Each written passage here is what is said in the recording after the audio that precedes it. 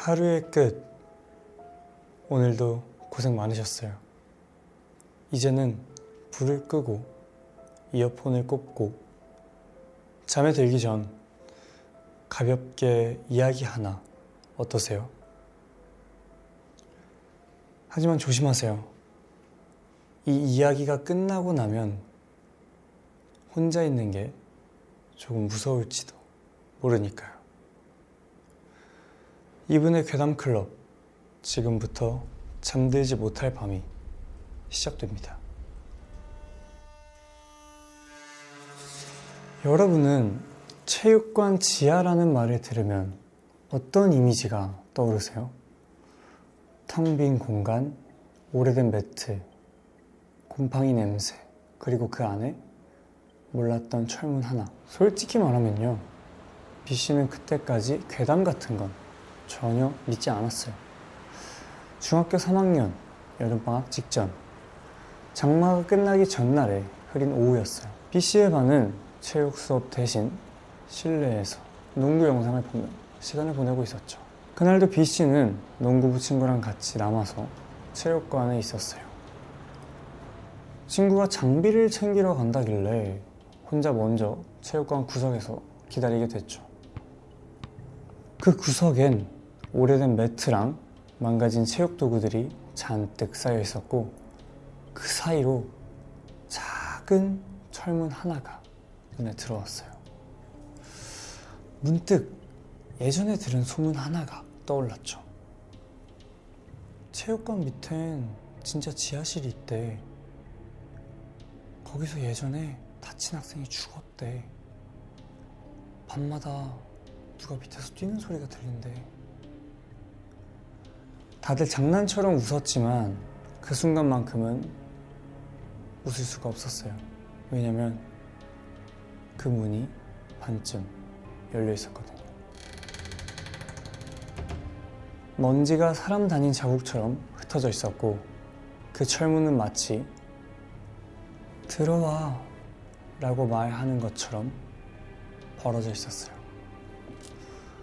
호기심 반, 심심한 반으로 핸드폰 손전등을 켜고 조심스럽게 철문한 계단을 내려갔어요. 그 아래는 이상할 정도로 차가웠어요.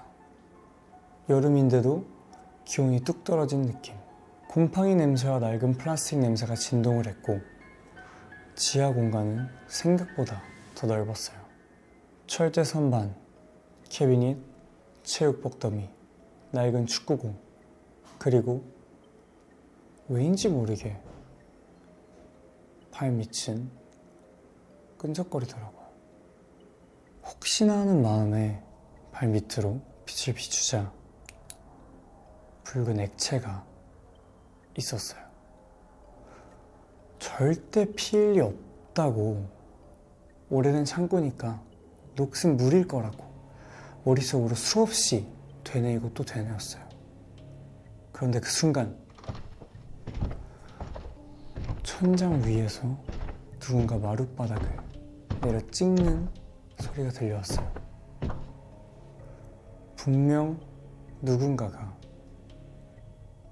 위에서 뛰고 있었어요.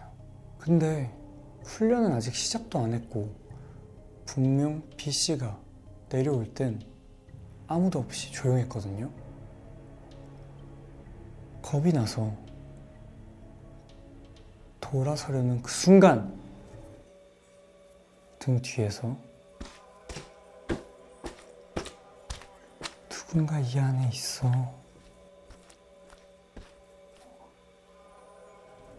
그 소리가 들려오자 도저히 뒤를 돌 수가 없었어요. 손전등이 비추던 곳, 선반 밑 그림자 사이로 무릎 아래만 보이는 다리 하나가 기어나오고 있었어요. 희고 축축하게 젖은 다리는 피를 흘리고 있었고, 몸통이 없었어요. 오직 무릎 아래 두 다리만 허공을 짚으며 천천히 기어나오는 중이었죠. 너무 놀라서 핸드폰을 그대로 떨어뜨리고 계단을 무작정 뛰어 올라왔어요. 다급하게 철문을 닫고 안도하는 마음에 숨을 몰아쉬는데 저 문 너머로 여자아이 목소리가 또렷하게 하나 들리더라고요. 공 못 찾았어. 나 같이 가줄래?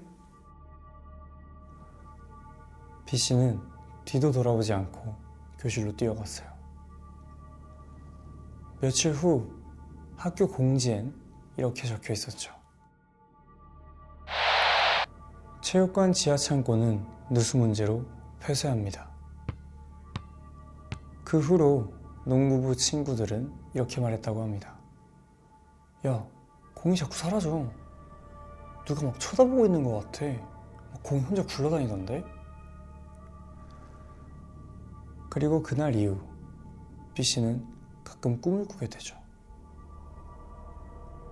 그 지하 창고에서 누군가 B씨의 발목을 붙잡고 이렇게 말해요.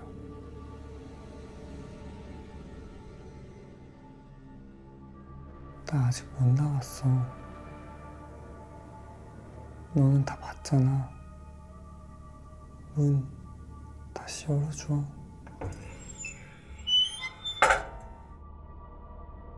혹시 여러분 학교 체육관에도 닫힌 문 하나쯤 있지 않나요?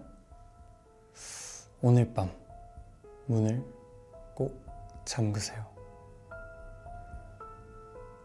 지금까지 이분의 괴담클럽이었습니다.